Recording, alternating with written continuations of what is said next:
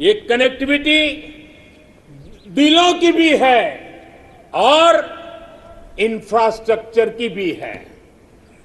बहुत जल्द north east के सभी राज्यों की राजधानियों को रेल सेवा से जोड़ने का काम पूरा होने वाला है।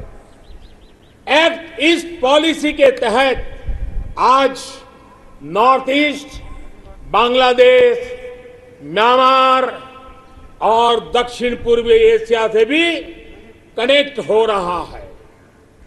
बीते वर्षों में जो प्रयास हुए हैं उसकी वजह से हम नॉर्थ ईस्ट में स्थायी शांति के लिए, श्रेष्ठ भारत के निर्माण के लिए उत्साह अनेक गुना बढ़ा हुआ है। नॉर्थ ईस्ट से वहां पर tourism, adventure sports, organic farming, herbal medicine, oil palm, इसका पोटेंशियल बहुत बड़ी मात्रा में है। हमें पूरी तरह इस पोटेंशियल को निखारना होगा, देश की विकास यात्रा का हिस्सा बनाना होगा और हमें ये काम अमृत काल के कुछ दशक में ही पूरा करना है। सभी के सामर्थ्य को उचित अवसर देना, यही लोकतंत्र की असली भावना है।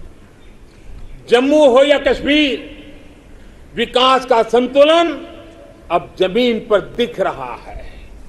जम्मू कश्मीर में ही डिलिमिटेशन कमीशन का गठन हो चुका है और भविष्य में विधानसभा चुनावों के लिए भी तैयारियां चल रही है। लद्दाख भी विकास की अपनी असीम संभावनाओं की तरफ आगे बढ़ चला है।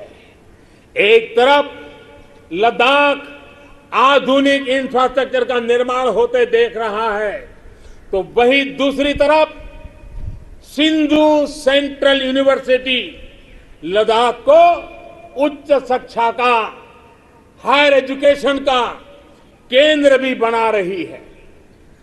21वीं सदी के इस दशक में भारत ब्लू इकोनॉमी के अपने प्रयासों को और तेजी देगा।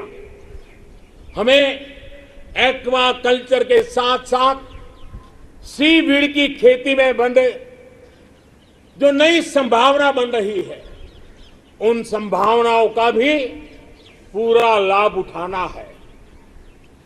डीप ओशन मिशन समंदर की असीम संभावनाओं को तलाशने की हमारी महत्वाकांक्षा का प्रमाण है।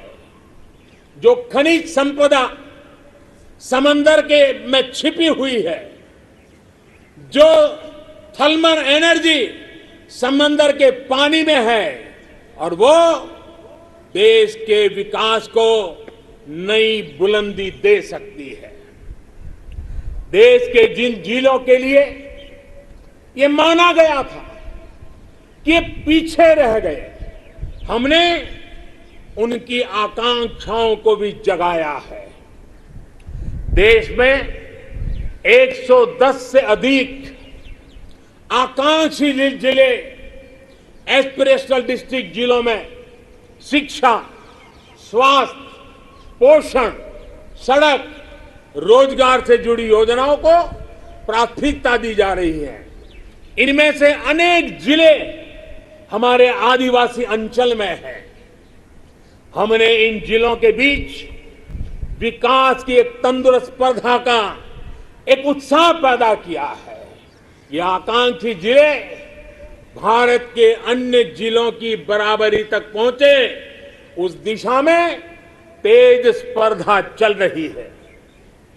मेरे प्यारे देशवासियों, अर्थ जगत में पूंजीवाद और समाजवाद, इसकी चर्चा तो बहुत होती है, लेकिन भारत सहकारवाद पर भी बल देता है।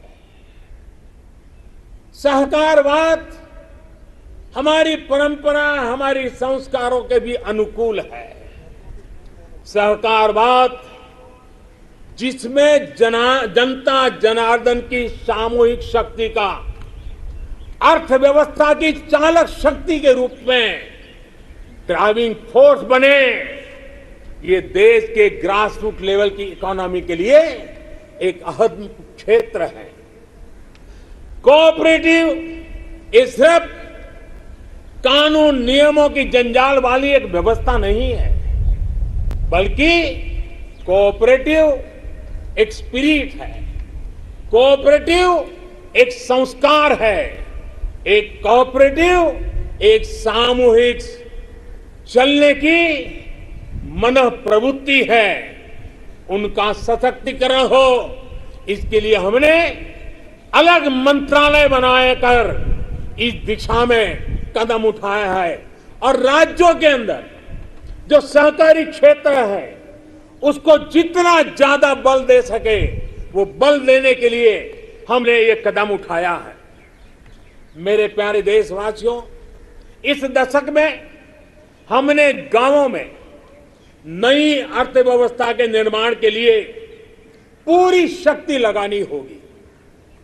आज हम अपने गांवों को तेजी से परिवर्तित होते देख रहे हैं। बीते कुछ वर्षों में गांवों तक सड़क और बिजली की सुविधाओं को